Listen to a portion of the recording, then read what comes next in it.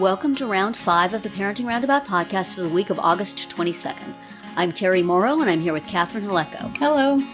Nicole Eridix is away this week. Today, we're taking a break from talking and complaining and obsessing and instead shouting out things other people are doing that we think you will find as useful or enjoyable as we do. We call this our Roundabout Roundup. And I will start. And actually, we're going to have a guest recommendation this week because the other day, my daughter came into my room where I was on my computer and said, "Go on Instagram. You have to watch this video. It is the cutest video." And she led me to a account called Dogs. Just Dogs. Just Dogs. Okay. It says your daily dose of dogs. And don't we all need that? Mm-hmm. So, as I've been mentioning lately, my many dog encounters around the neighborhood and at the park. And it is making me very dog nostalgic. Mm-hmm. And looking at pictures of dogs on Instagram is probably a bad idea. But the post that she particularly wanted me to see, if you go on it now, it'll probably be fairly far down on the grid, but it's there. It's of these two dogs, and the caption is, "My dogs are very invested in my neighbor's drama." And if you turn on the sound, you hear these two people arguing, kind of like in the distance. Right. And these two dogs just looking out the window, rapt, like you would watch reality TV. And it is indeed pretty cute and the sort of thing that you can just sit and watch for a little while when you have work to do and really don't want to get to it. It just keeps repeating. And it's funny. Yes, my dogs are definitely invested in anything that happens outside of our windows. Yes. And making sure I know what's going on. So if you are in need of dogs to look at and enjoy and do not yet have dogs on your list, check it out. Yeah. It's there's so many adorable little doggy faces here. How can you just not fall down a rabbit hole of dogs? The dog hole, I guess we would need to call it. Look at all the dogs. Yay. They're so cute. Ah, dogs. What have you got, Catherine? Do you got dogs? You do have dogs. Yes. You have actual dogs. Yes. I'm not recommending that right now. Well, but dogs in the sense of, this house is a real dog. This show on HGTV called The Ugliest House in America. Oh, you're not talking about your personal your personal house. Okay. No.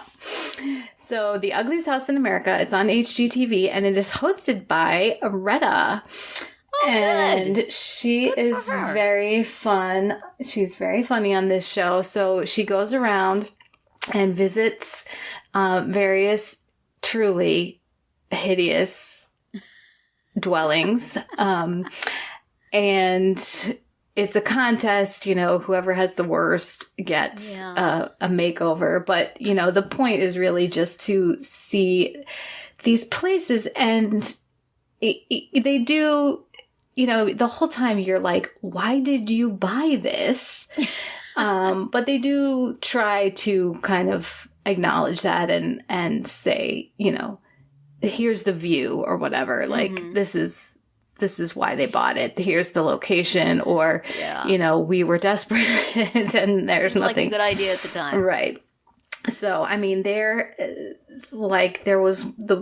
so basically each episode is a different region, and there's 3 homes in that region, and then one of them is chosen to advance to the next round. And, like the one that they chose in Colorado, it's built up against like but you know how Colorado has like the big red rock formations. Right. And this house is like built adjacent to it so that it protrudes into the house. Oh. Which, in some ways is kind of cool, but there's no climate control in this home because of this rock, because it doesn't work as insulation, basically. So, like, it's freezing in the winter, it's hot in the summer. And then, there's no outlets on the upper floors. So they have just like one power strip on the ground floor and like a lot of extension cords. So these many of these homes have issues like that, right?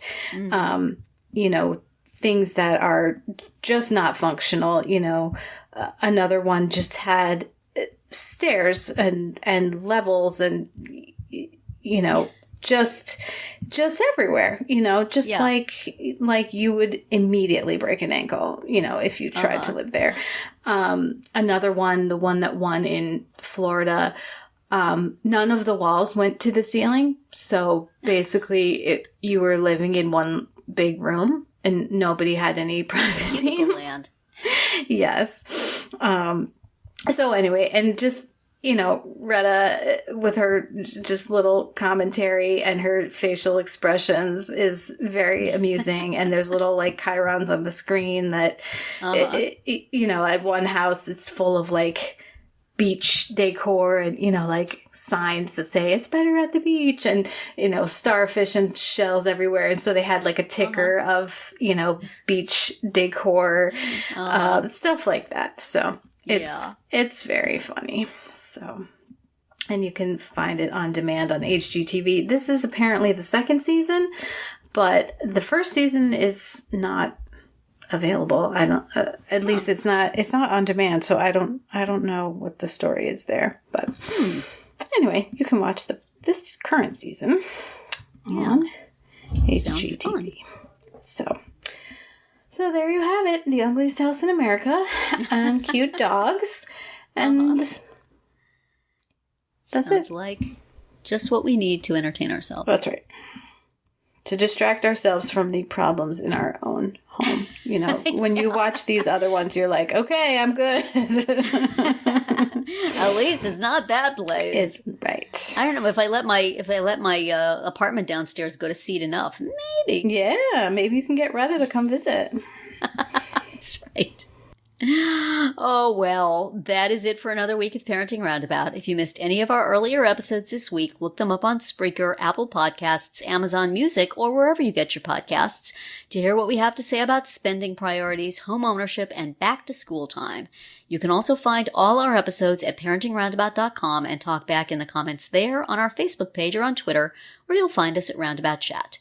And please visit our Amazon shop at amazon.com/shop/momitude, where you can find links to a lot of the things we talk about. Have a great weekend and see you back here on Monday.